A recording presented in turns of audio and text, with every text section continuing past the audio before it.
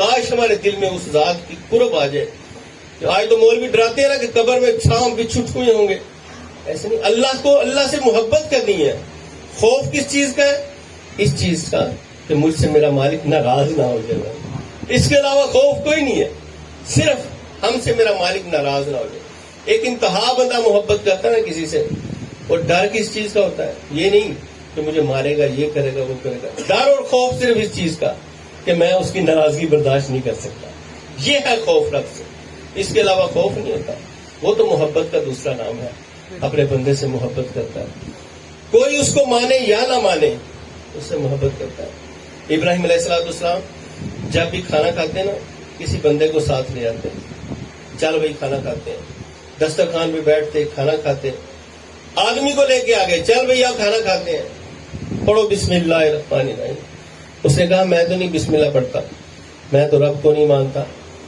اتنی سی بات تھی. انہوں نے کہا چل پھر اٹھ دسترخوان سے, تیرا میرا کوئی جوڑ نہیں, تو میرے ساتھ نہیں بیٹھ سکتا کیونکہ تو میرے خدا کو نہیں مانتا. چلے گئے.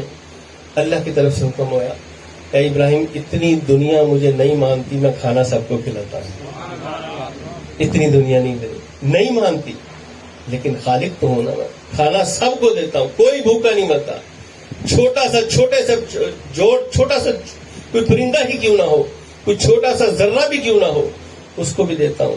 کوئی بڑے سے بڑا جانور بھی ہو, اس کو بھی دیتا ہوں. اور یہ کائنات میں کتنے کتنے بڑے ہیں.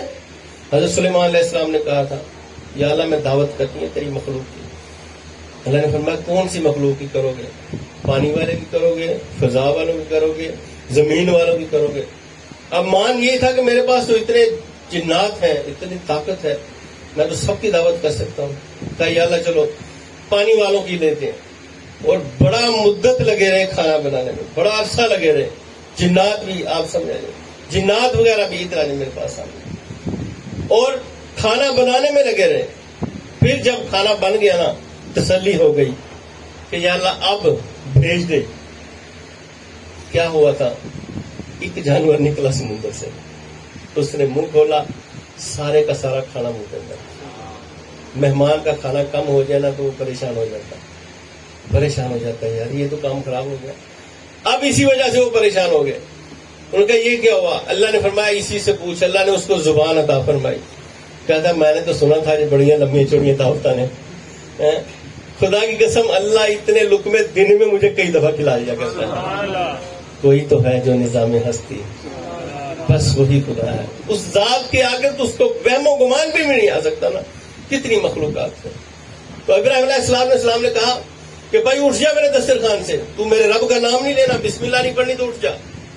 اب اللہ نے فوراً کہا, اب گئے بندے کو ڈھونڈا کہ بھائی آ جا روٹی کھانے ہیں. پہلے اٹھایا کیوں تھا؟ پہلے میں نے اپنی مرضی سے اٹھایا تھا. اب بلایا کیوں ہے؟ اب خدا کی مرضی سے بلا رہا ہوں. اب اللہ کی مرضی سے بلا رہا ہوں کہ اچھا میں اس کو نہیں مانتا پھر بھی مجھ سے پیار کرتا ہے. کہ بھائی کھانا بعد میں کھائیں گے, پہلے رب کا کلمہ مجھے پڑھا. اللہ اپنے بندے سے محبت کرتا ہے. اگر نہیں ماننا اس سے بھی محبت کر رہا ہے. ایک بندہ شراب کی حالت میں, شراب کے نشے میں دھت ہو کے چلتا جا رہا ہے, رستے میں دیکھا اللہ کا نام زمین پہ پڑا ہوا ہے. فوراً آنکھیں کھولی, اللہ میرے رب کا نام ہے. پکڑا, چوما, سینے سے لگایا, اونچی جگہ پہ رکھ دیا. پھر چلا گیا اپنے شراب کرنے. وقت کے نبی کو حکم ہوا جاؤ فلاں فلاں شراب خانے میں. یا اللہ شراب خانے میں ہمارا کیا کام ہے, ہم تو مسجدوں میں جانے والے ہیں, ہم تو اچھی جگہوں پہ. شراب خانے جاؤ, وہاں ایک شراب کی حالت میں میرا ایک بندہ ہے جو اس کو میرا سلام کہنا چاہتا. آپ گئے انہی کے پاس جا کے, انہوں نے کہا بھائی تجھے سلام. فوراً کھڑے ہو گئے, کس کا سلام آ گیا مجھے؟ ہمیں کوئی علاقے کا چیئرمین کوئی افسر ہی کہہ دینا سلام تو کتنا خوش ہوتے ہیں, جس کو خدا کا سلام آ جائے اس کے پاؤں تو زمین پہ نہیں لگتے ہوں گے نا. اس کا خدا کا سلام آ گیا مجھے. ہم نے ہوا کیا؟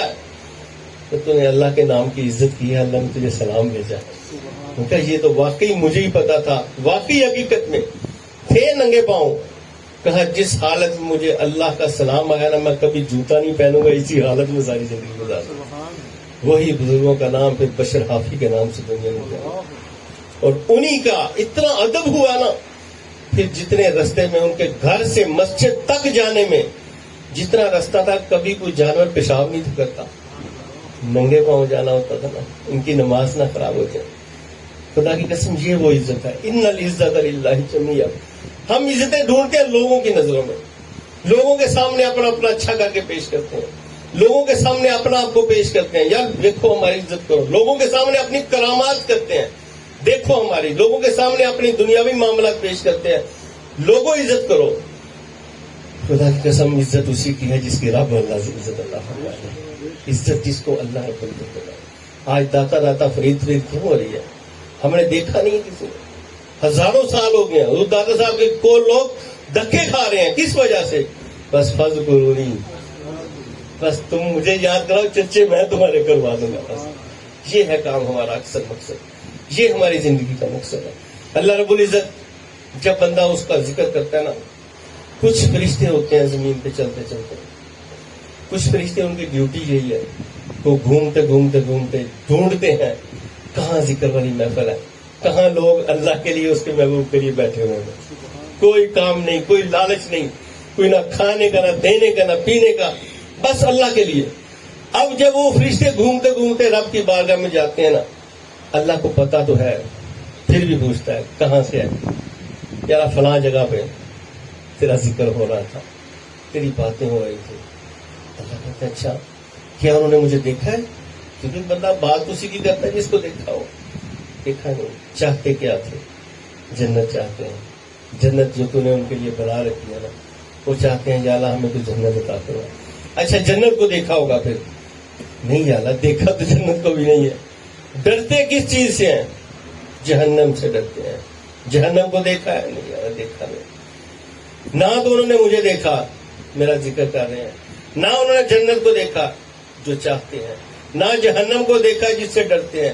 تیرا فرشتوں گواہی تم ہی ڈال دو، اس میں گواہ تم ہی ہو جاؤ، میں نے اہل محفل کے سب کے گناہ معاف فرما دیے۔ یہ ہے کرم ہوتا، بس یہ محفل کا کرم ہوتا ہے۔ گناہ معاف ہو جائے کرم ہی کرم ہے، اس سے بہتر اور کیا ہے؟ ہمارے 20 25 30 40 50 سال کے گناہ پچھلے ختم ہو جائیں، ہماری غلطیاں کوتاہیاں معاف ہو جائیں، ایک دفعہ بلا ڈیلیٹ ہو جائے سب کچھ، اس سے بڑھ کر اور کیا چاہیے؟ اب فرشتے پوچھتے ہیں یا اللہ کچھ بندے تھے جو اس نیت سے نہیں تھے آئے، ویسے ہی آئے، رستے میں راہ چلتے ہوئے دیکھا کچھ بندے بیٹھے ہوئے، ان کے لیے کیا؟ حدیث قدسی جس کا میں کومرز کر رہا ہوں، ان کے لیے کیا کرنا ہے؟